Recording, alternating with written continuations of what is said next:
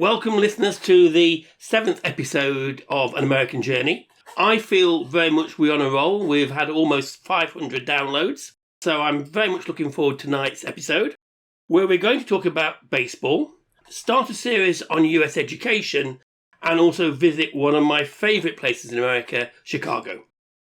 So, on baseball, I believe you're quite a fan of baseball, is that right? I am, but interestingly, my wife Joan is even bigger fan, and on going to America when she goes alone, always seeks out the local baseball match.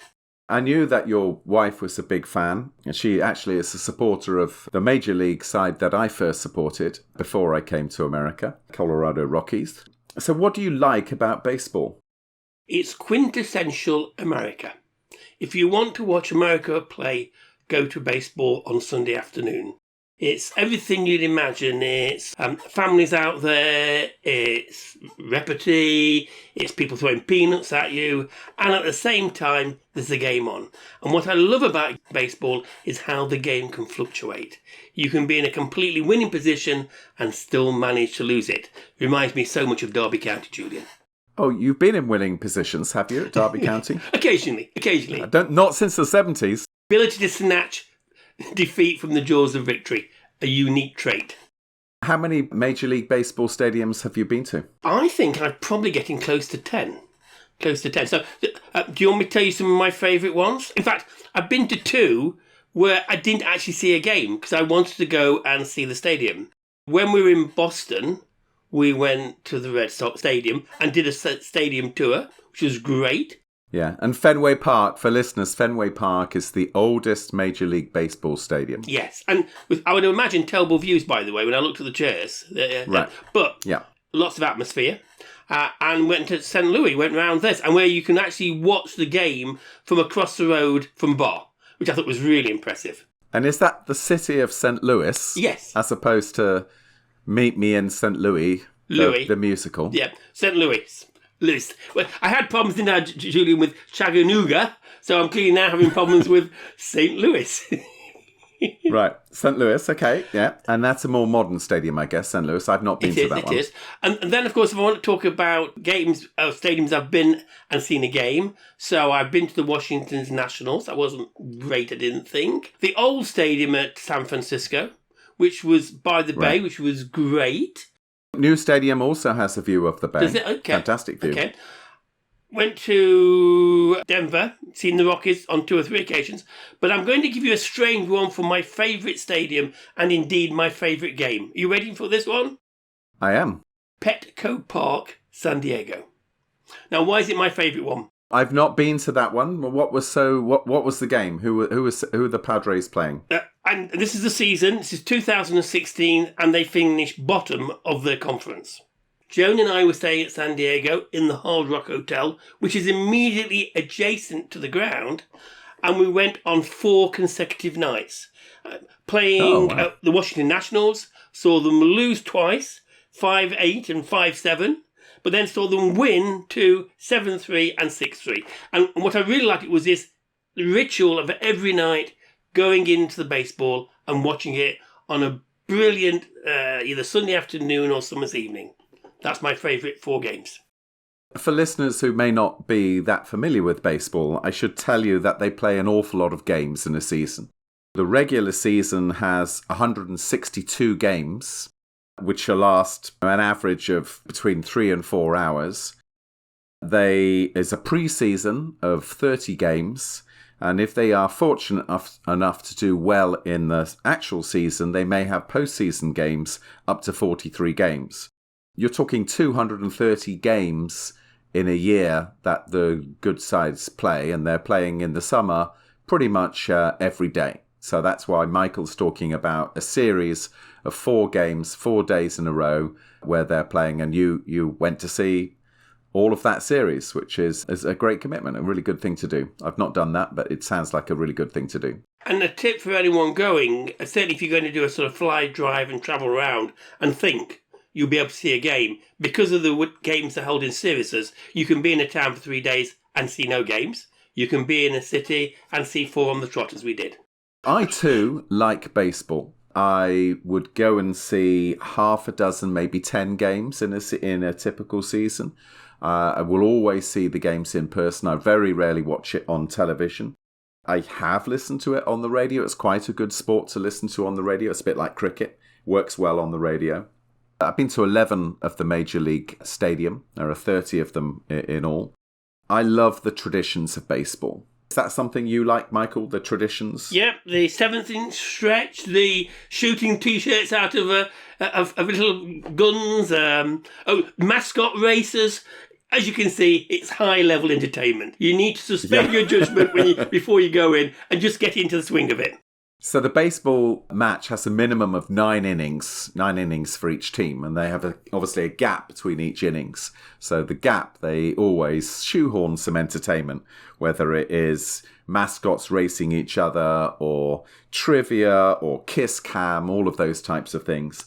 The 7th inning stretch is something which happens in the middle of the 7th innings, where every fan in the stadium stands up and they sing the Take Me to the Baseball song. I like the opening pitch. They usually invite some celebrity to throw the first pitch, usually very waywardly. I love the singing of the national anthem at the beginning of the game. I love watching baseball on a warm night, perhaps under the stars, just in the warm envelope of the humid evening. The food, do you like the food at baseball, Michael? Not much. No, I'm not a big fan. There's 2 things I love about it. One is the national anthem at the start.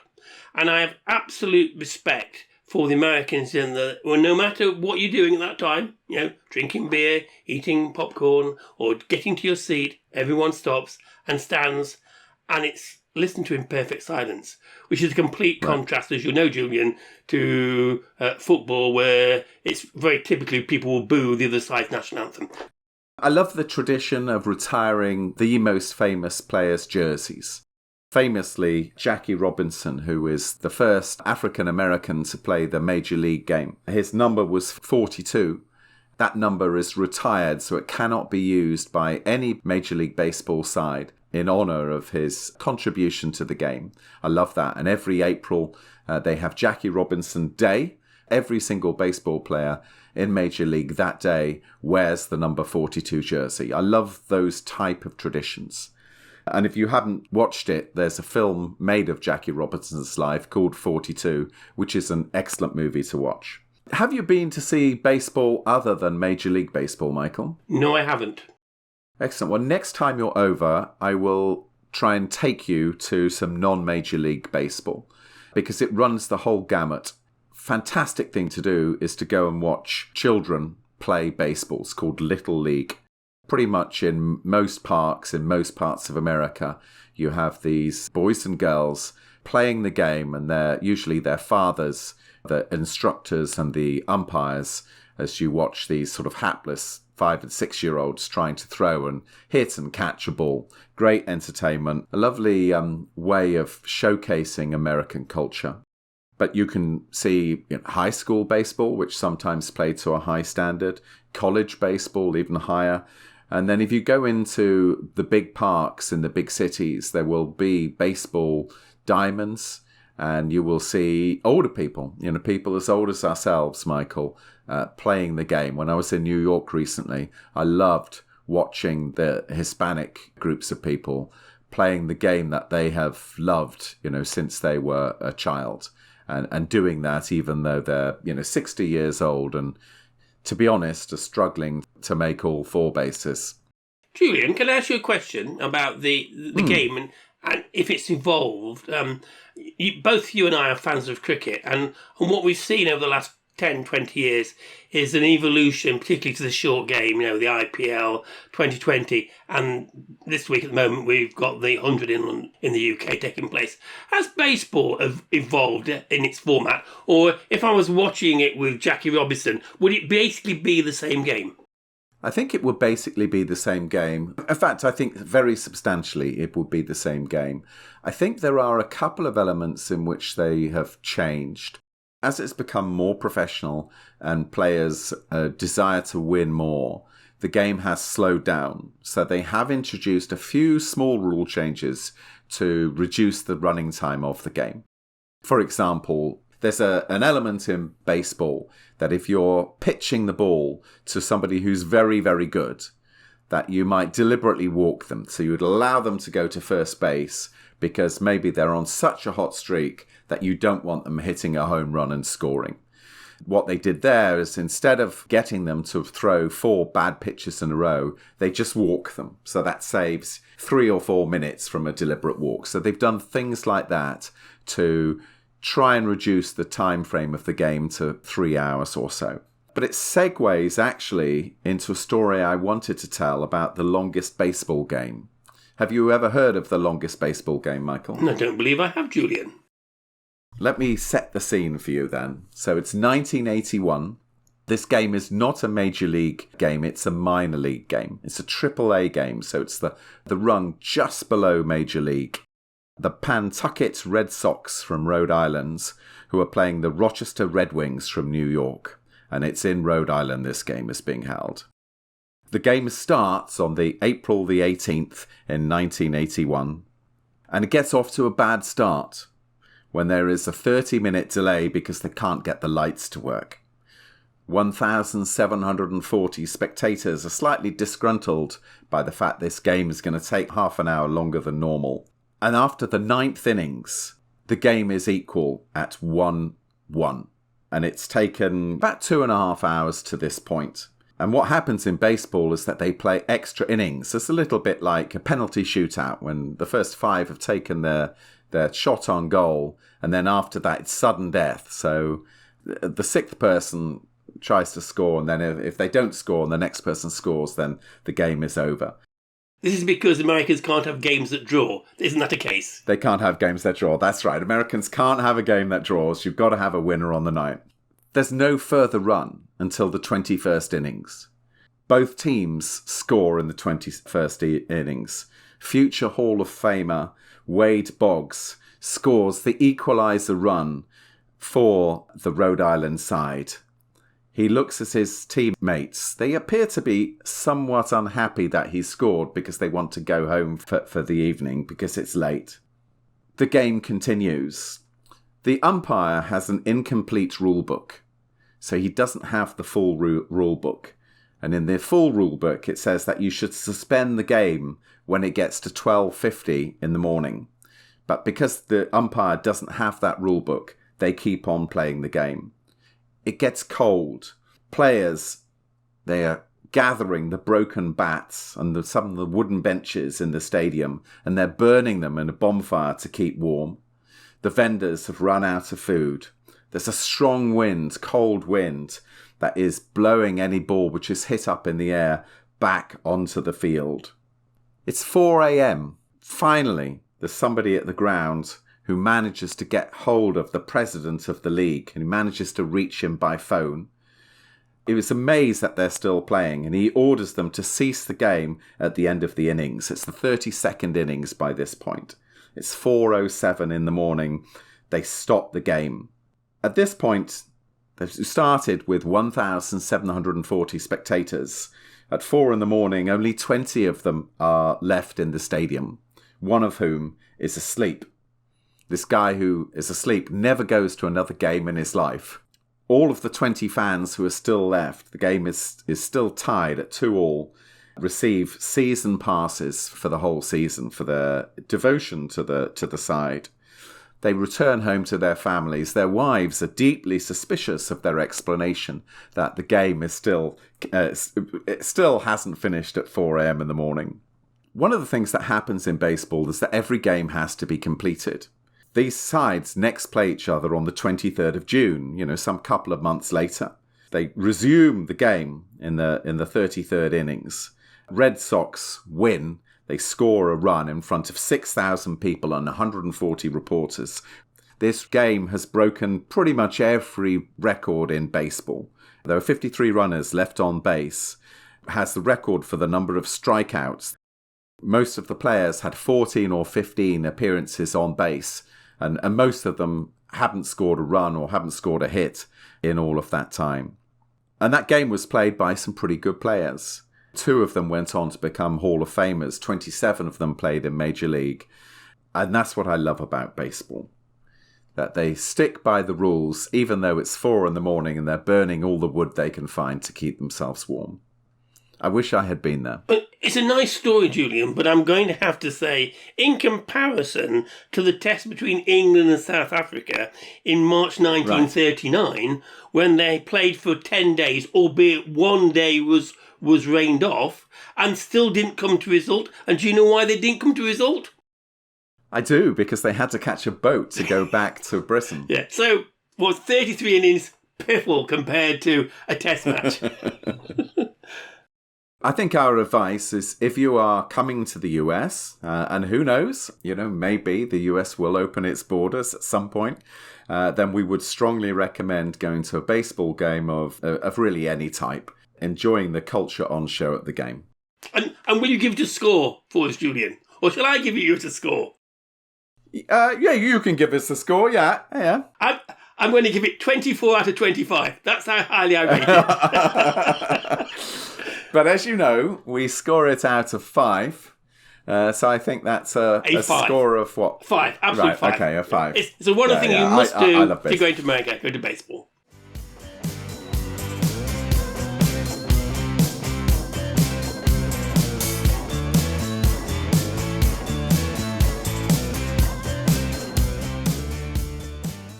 We've had many questions from both UK and US listeners about how the schooling systems compare. These questions are wide-ranging. The British typically try to make sense of what they've seen in movies or on TV. They've seen High School Musical, American Pie and Hannah Montana and are drawing inferences from these fictional depictions. The American questions tend to show a lot of curiosity as to how education operates in the UK. In essence, they're asking, is the American system normal? Therefore, over the next 9 podcast episodes, we're going to broadcast a series contrasting some of the main differences between the US and UK education systems. In this first episode, we will be talking about the origination and structure of education systems in both countries. I'm going to be helped in this series by my own children, daughter number 1 and daughter number 2. You may have met them in my book, High, Wide and Handsome. I will also interview some others for the more specialised parts. Let's meet them. So I'm joined by daughter number 2. Hello. How is everybody? A number of people will have noticed that you speak a bit funny. So how come you don't speak normally like me? I don't speak normally, or whatever.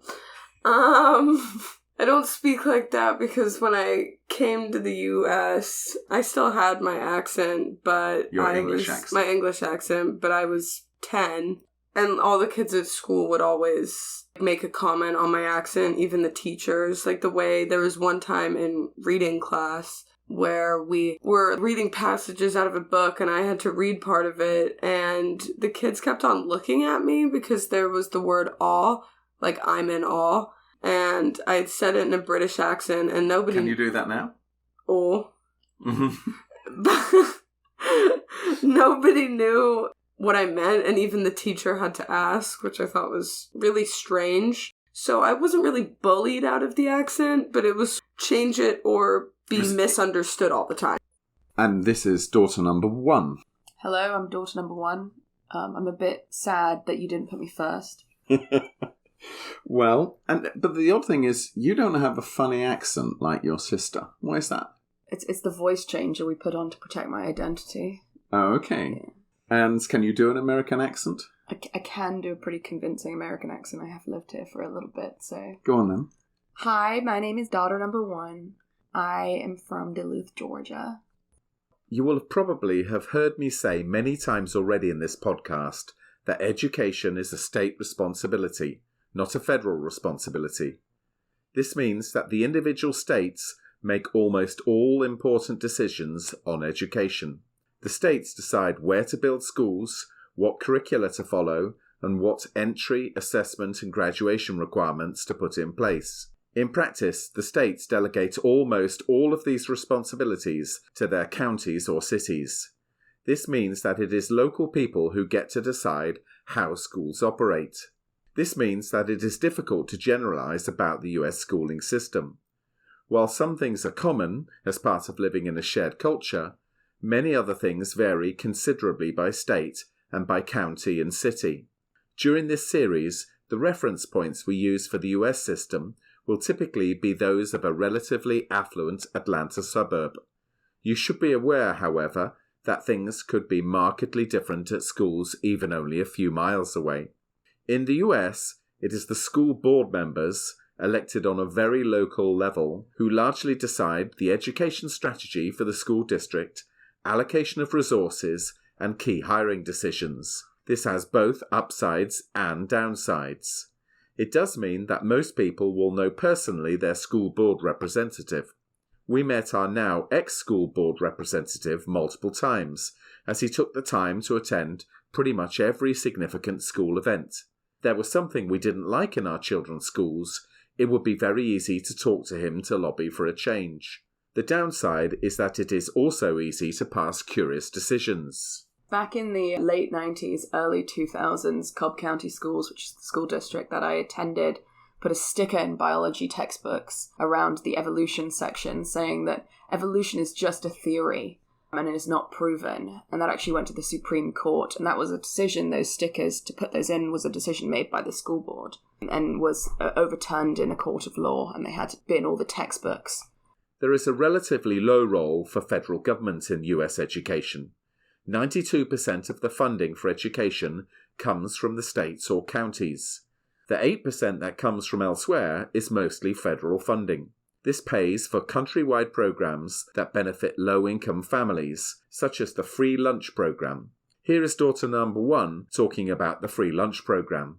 Free School Lunch Program is a federally funded program that provides kids who live near or close to the poverty line free school lunches. So the average lunch at school costs between $2.50 and like $4 per meal if you get it at school, even from the elementary level. But you can apply for a free school lunch, and that is just paid for by the federal government. And so when the summer months come, they have nothing, these kids. The parents aren't at home because they're working. They aren't eating. The counties will organize getting the federal funding, having lunches made for them, and having lunches delivered to higher free school lunch areas, such as apartment block complexes and places where they know there's a high population of people who need access to a daily meal.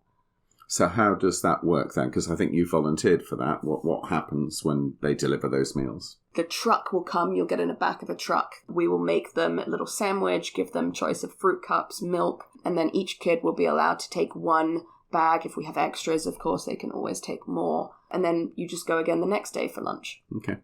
You basically turn up in the neighbourhood where a lot of poor kids are, and then the kids will come running to the truck. Yes, it's very third world. A much bigger role in education is played by the judicial system, who rule whether US laws are consistent with the US Constitution. As we heard from daughter number 1 earlier, the Supreme Court ruled that Cobb County had acted unconstitutionally in putting stickers on biology textbooks. More importantly, the Supreme Court ruled that segregation by colour of students in schools was against the 14th Amendment, and that religion should not be taught in public schools, or state schools as we call them in the UK. In the UK, it won't surprise you to learn that education is much more centralised. Overall strategy is set by UK central government, and it is left to local government and individual school principals, or headmasters as we call them in the UK, to deliver that strategy. Education policy, therefore, has a habit of lurching one way and then another, depending on the political party in power. There seems to be little room for trialling changes to see if they work in one area of the country, or indeed leaving them in place to see if they have worked. Let's say a few words about the history of public education in the US and the UK. Pre-1825, most schooling in the US was homeschooling and focused on literacy. There were a few towns that had education supported by public spending, but they were sporadic rather than widespread. The first Board of Education was formed in Massachusetts in 1837. This board created 6 principles: no ignorance, publicly funded, all children, non-sectarian, free society, and professional teachers. These principles were widely followed by the other states shortly afterwards, and free education was available from the mid-19th century. Elementary education was mandatory, however, only from 1918. In the UK, there had been private education for many centuries for the wealthy. State schools in the UK had a broadly similar timeframe to the US. Free education was only introduced in England in 1870 and was only free for elementary school. My grandmother left school in 1934 on the day of her 14th birthday to work in service to help look after her many siblings. She was part of 80% who left school at 14. It was only after the 1944 Education Act that there was free secondary education. Now that we've dealt with the structure and history, let's move on to some of the phases of education. I've asked my own children, daughter number 1 and daughter number 2, to help with some definitions and oddities. Let's start with phases of school. In the US, generally the schools are split into elementary school, ages 4 to 11, middle school, which is also called junior high school in some states, 12 to 14, and high school, the last 4 years of your compulsory education. In the UK, in simple terms, schools are typically divided into primary and secondary. One typically starts school in the school year when you become 5 years old and go to secondary school at 11 years old. Just like in America, there are some nuances too. Some UK schools divide primary into infant and junior schools. A few districts have a separate school for 17 and 18-year-olds. Confusingly, for Americans at least, these are called colleges. Here's daughter number 2 talking about the differences between elementary school in the US and primary school in the UK. I don't have the best memory from elementary school in the UK, but there were a few things that I remember. I feel like most of the things that we did in the UK were core things to learn, I guess, because we did things like swimming, bike riding, but then I came to the US and then we were taught the President's Song and the 50 states, and it just seemed a little less useful. Was it more fun in the US versus the UK, or more fun to be in the UK? I think they started putting on pressure in the US a little earlier.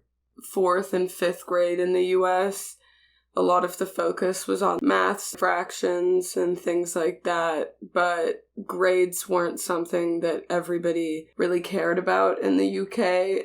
It was just learning to learn, not learning to get the grades, and that carried through high school too. Was there any difference to the school environment?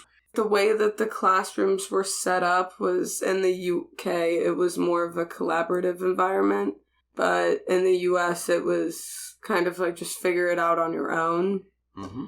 I feel like we spent more time outside in the UK and more time doing things that were natural skills, whereas in the US, my classrooms had no windows or we only got 20-minute recess. That definitely wasn't how it was in the UK because we spent a lot more time outside. Even just learning outside, just doing simple things like science class and little field trips and things like that. And I don't remember any field trips that we did. Both countries have a number to denote each year of school. However, they are different. School years in the US famously run from K to 12. The US grade numbers are 1 year fewer than those in the UK. The UK's year 13, when you take your A-levels, is 12th grade in the US. Year 1 in the UK is called kindergarten here. As in the UK, most children start school 1 year earlier in preschool. In the outtakes, you will hear daughter number 1 and I trying to make sense of this. So you might want to know, how is it decided which public school you should go to? Yeah, so for state schools, it's decided primarily on that the house that you move into is zoned for. In the UK, one of the things that happens is that the zone that you're in changes every year. What they do is they measure the distance from your house to the front gate of the school, and some years, everybody who lives within 700 metres of that gate get into the school, and other years it might just be 600 metres. And so there's a lot of stress from parents who are wondering whether their little Johnny is going to get into the school that they want, or whether little Johnny has to go to another school. That doesn't happen in America. So how do they deal with fluctuating numbers within their school system? They just plop a porta cabin in the parking lot, try to get another teacher or a sub, buy some new chairs. Some British people are surprised to learn that religion cannot be taught in US public schools. When you were in the UK, you went to a Church of England school and you had religion within the curriculum at your primary school in the UK. How much religion is taught in a US school? None. Well, unless it's in a history class, they probably do half a unit on it, just talking about the basic principles of Islam, Judaism, and Christianity. No debates were had. Nothing where somebody could potentially offend somebody else. Mm-hmm. So why is religion not taught in the US school system? Because of separation of church versus state, they can't really have, and it's pretty difficult for the teachers, especially if the teachers are religious, to teach it with no bias. That's a Supreme Court case. Mm-hmm. So you literally aren't allowed to discuss anything that could be inflammatory. US schools have 2 semesters, whereas British schools have 3 terms. Can you describe what the school year looks like and what the vacations look like? So you start off the school year in 1st or 2nd of August. Mm-hmm. Most people go all the way to Thanksgiving, which is around my birthday each year, Mm-hmm. in late end of November. Mm-hmm. And then they go again until midway through December. They'll start up again after the winter break, not Christmas holidays. You'll then have spring break guaranteed each year. And then you go all the way until you finish school in mid-May. Okay. There's no Easter holiday? Religious holidays in general are not allowed to line up with state schools, even though the winter holiday typically does. Okay. Why is that? State schools here have no religion, and they're not allowed to have religion. To name a break the Christmas holidays would be to presume that the US, which was founded on religious freedom, that there was no religious freedom because the state school system, the government-funded system, had a presumed religion. This means, of course, that you get a very large summer holiday. In Georgia, the state where you were educated, your summer holiday started in mid-May and finished at the beginning of August. Whereas in the UK, you usually only get 6 weeks. It's a much longer holiday in the US. In the UK, state schools have a similar number of vacation days, but they are spread more evenly. There is a 2-week Christmas holiday and a 2-week Easter holiday and a 6-week summer holiday. Each of the 3 terms has a week-long half-term holiday, similar to a spring break. Homework depends on the school and the student, or pupil as we call them in the UK. I asked daughter number 2 how much homework she got at high school. I was having 3 or 4 hours. Not saying that I did it all, but if you added it up, it would probably be 3 to 4 hours. Per night. Per night. Even in my first year of high school when I was taking human geography class, that class alone would take 2.5 hours each night. Right. Obviously, it's like a college skill, but as a 15-year-old just coming from middle school, it wasn't a skill that any of us had developed. Right. Essentially, one of the things they were doing at high school is preparing you for university by having much more of your learning self-directed. I then asked daughter number 1 the same question. Your sister was telling me how much she enjoyed homework at high school. How much homework did you get at high school? I would say about half an hour for each of my subjects that were AP ones, which was most of my subjects, so those advanced classes. And I was taking 6 of them a day, about 3 hours a night. So 3 hours a night. That's what your sister said, yeah. Mm-hmm. She said 3 to 4 hours, so you're probably a bit more. But she's a bit get distracted. Okay. So. I think the rule that they gave you, that they give to teachers, is it's 10 minutes per grade that they should have of homework a night. Oh, okay. So theoretically, in K first... times 10 minutes Sorry, is... K is K10. If you're in year one... Yes, you should be getting 10 minutes of homework a night. By the time you're in high school, at the end of your high school, you should be getting 130 minutes.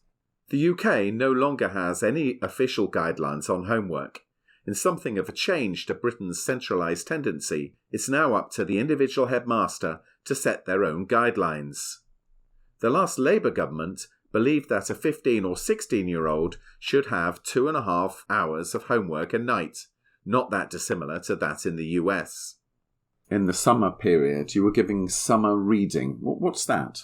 The school district's gift to us, or punishment to us for giving us such a long vacation, was giving us books that nobody really wanted to read in order to prepare us for how they were going to underteach us for the rest of the year.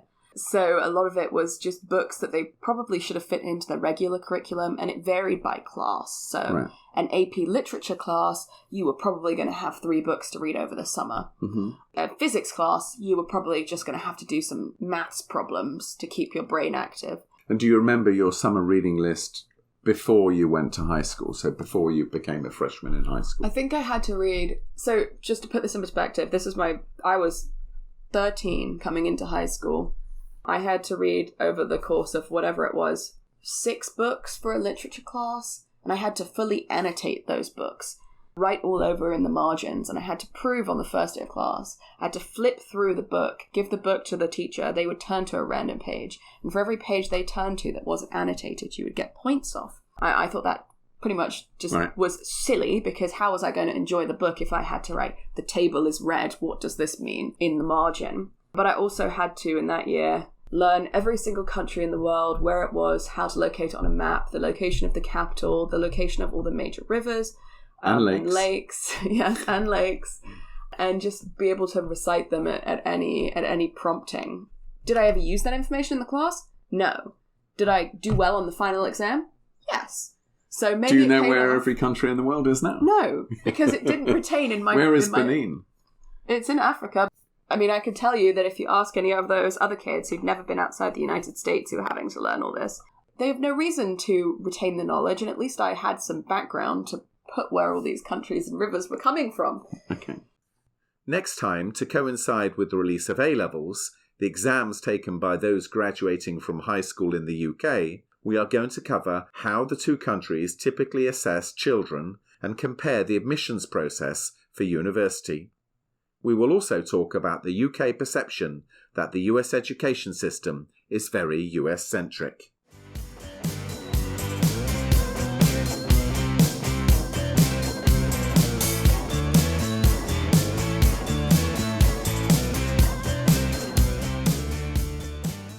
Michael, this week we are going to talk about what is sometimes called the US's second city, Chicago. In actual fact, it is no longer the US's second city. It's only the 3rd largest metro area in the US. 9.5 million people live in that metro area, and it's obviously behind New York and now LA. So, Michael, I think you indicated in the introduction that you loved Chicago. What do you like about the city? I do, and I'm on a roll, Julian, because obviously I love baseball, and I think Chicago's probably at the moment top of my list of favourite cities. And before we get too far on what I like about it, Julian, did you know why it's called the Windy City? And it's not what you might think. Well, I think I know what you're going to say, and I'm going to say, once you've said it, it's an apocryphal story. Allegedly, it was around a number of representatives of Chicago going out and saying what a great place it was, and described these people as being, I suppose, windy in the sense that they were self-publicists and they were publicising Chicago. Why is it an apocryphal story? I did some reading as well ahead of this podcast. It is said by some people that it's its politicians who were very verbose, which gave it its name of the Windy City. But actually, the most likely derivation of the Windy City came from the fact it is quite windy, with the wind coming in off Lake Michigan. That was the thing that I read. Okay, so you said, what do I like about it? And we're going to have to debate about this, because I got that story from no less than the Chicago Architect Foundation. So, okay, what they do, and I recommend it to all our listeners, if you want to sort of get familiar with Chicago, there's two things to do. There's to do the river cruise and see the architecture from the river, and equally then do a guided tour from the Architect Foundation, and they will take you around the buildings. I'm going to point out the building to go and see, which is my favourite, is the Union Carbine building. And you'll like this, Julian, if you've seen it. Knowing my wife, it's known as the Champagne building because it looks like a champagne bottle. I also like Chicago. To my mind, it's a proper city. It's a city where people actually live. I like that about the city. Actually, the traffic jams within the city occur the other way to a normal city. Normally, you get traffic jams as people go into the city to go to work every day. In Chicago, the traffic jams go the other way as people who are living in the city drive out of the city to go to their, or in non-pandemic times, they drive out to go to their offices outside the city. So I love the fact that people actually live in the city. It makes it a more interesting city. I think that the architecture in Chicago is wonderful. They had a great fire in 1871, which meant that they rebuilt the city. And they were the first city really to build skyscrapers. And they've got some magnificent skyscrapers there. But they've also got the Chicago School of Architecture, the Prairie style of architecture from Frank Lloyd Wright. So there's a whole bunch of architects who were designing new stuff for the people of Chicago. And I think that makes it a very attractive city to look at. The city sits on Lake Michigan, on the western shores of Lake Michigan. It has 26 miles of beaches. It's always great about a city when it's got lots of beaches. On a summer's day, they can enjoy those beaches. And then finally about Chicago, they've got lots of museums and art galleries. It really is quite a cultural place. Often regarded as the home of comedy for the US. And they've got lots of things like jazz clubs as well. So lots of things, and of course one of the finest baseball stadiums in Wrigley Field, where the Cubs play. Which I've not been to. Well, you missed a trick, because this baseball stadium, most baseball stadiums in the US are very friendly for the car, and they're usually outside the city, and you drive and you park in their huge parking lots, and you enjoy the game, and then you get in your car and you go home. This one is within a sort of working class suburb or relatively working class suburb of Chicago. You really are amongst people's houses. And if you've taken your car in, you have to persuade one of the locals to park your car outside their house, for which they charge you a good sum of money. Lots of things that I like about Chicago. And any negatives? Three things you haven't identified, which I think we should identify. First of all, the Willis Tower building, which was the highest. The Sears. Yeah, well, it was the Sears, yes, and they moved to Hancock. So I'm being up to date, Julian. Hancock, which was built in 1993, I think 110 stories, and until 1997 was the tallest building in the world. And indeed, for those people who follow me on LinkedIn, you'll see my picture, and it shows me on the ledge. You can step out, have your photo taken high above the Hancock, which is definitely one of the things. So you decided not to jump from this ledge then? I did. Secondly, they have a subway which is not underground. It's a loop, and it's above your head. It's called the L, isn't it? So L for elevated. So again, if you see lots of American movies, you can immediately see, I'm going to say Chicago PD. You recognise the sets. Indeed, when we were over there, Julian, we actually saw it being filmed, which was very good, with Hank. And the third one is, which is probably a lesser known fact to Julian, it's the home of McDonald's and Hamburger University. Oh. Did you know that, Julian? I did not know that. I had a tour around Hamburg University when I went to Chicago. Excellent. And what did you learn? What they had done is they'd moved in an area which was up and coming, so they deliberately moved there, which actually makes it quite difficult to get to, surprise, surprise, in terms of transport. A very interesting commitment of McDonald's to training people in two levels. One, as part and parcel of their education for life, so most people they know won't stay very long, but what they're trying to do is give them a business education so they'll be successful. But they're also very proud of the number of people who start as shop floor operatives who become managers and become franchise holders. A real commitment to that people piece. Yeah, I think they're very well known as having outstanding training, aren't they, within the workforce? Yeah. You know, people rather insultingly call those jobs muck jobs. But actually, there are very many people whose first job is in a McDonald's and have learned very useful skills within the workplace as their first job. Okay, so there are lots of things you like about Chicago, and we seem to like, similar things, which I guess isn't that surprising. Is there anything negative about Chicago? The weather. I imagine in winter it's very, very cold. I mean, you mentioned the beaches, but I imagine in the winter, the wind coming off the lake, it's going to be very, very cold. Well, there's snow on the ground for about half of the year. So, yeah, I think that is a really big negative. And, of course, in the summer, it's hot and humid. So there's really only a small number of months where it's ideal in the spring and autumn period before it gets too hot. What about Chicago pie or Chicago pizza? What do you think of that? Can't say I've really had it. So I'm not sure I'm qualified to judge on that. It's their form of pizza, and it's about, 3 inches thick. Do I need to say more? Okay.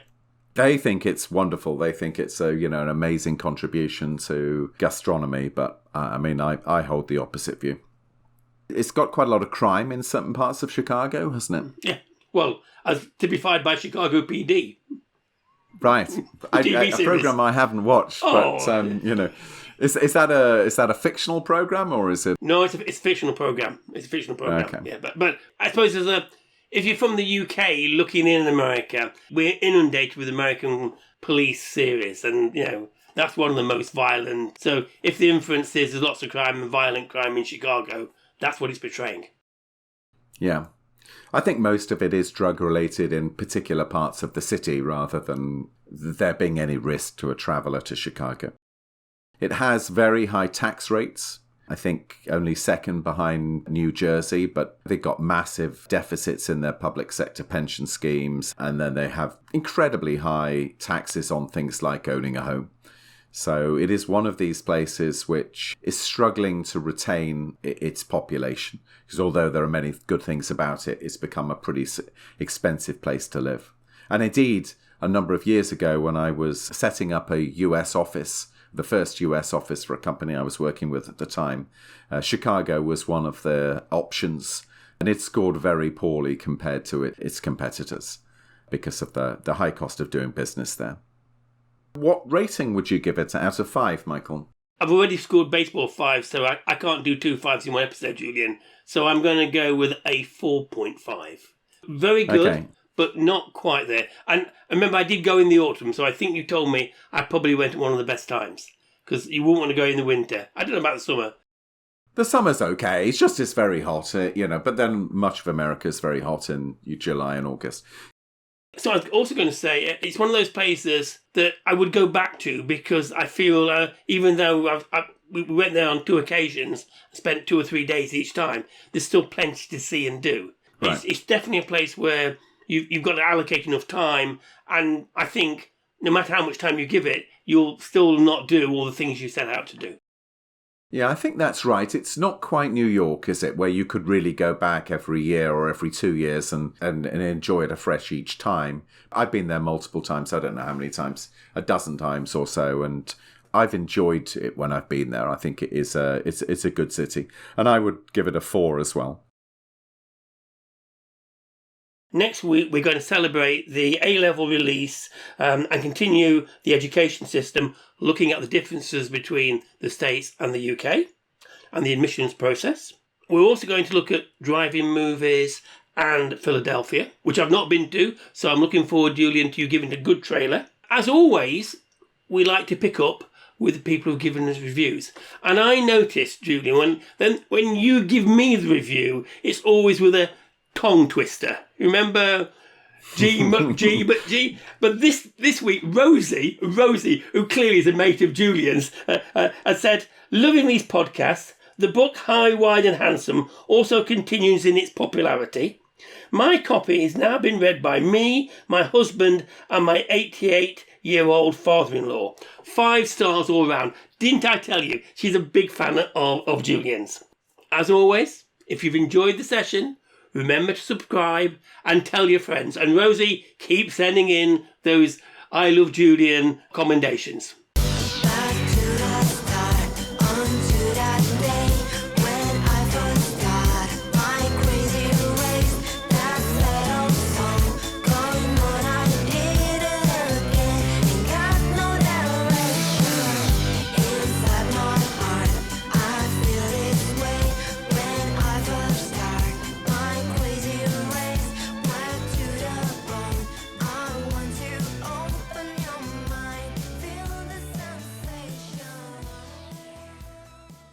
On my notes, Julian. On my notes. Oh, you got your notes. I've done a bit of research Good. tonight, Julian.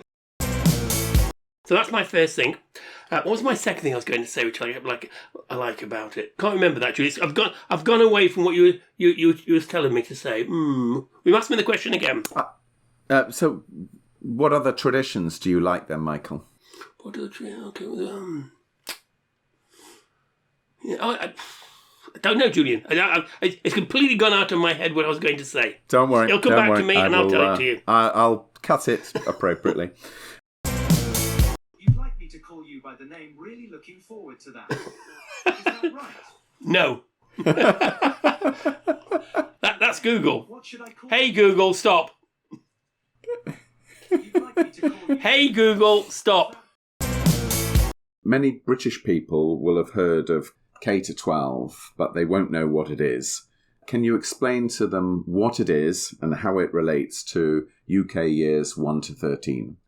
I think this is something I struggled with when we came to the US, especially since it is kind of confusing at the lower years. So K, kindergarten, it stands for, is the equivalent of nursery, that last year of nursery. And that is paid for by the state in public schools or state schools. We said K is equivalent to 1. No. K is nursery. No, that's preschool. Preschool's nursery. No, K is nursery.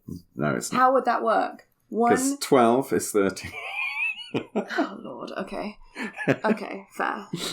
Okay. It's why it's confusing. It is confusing.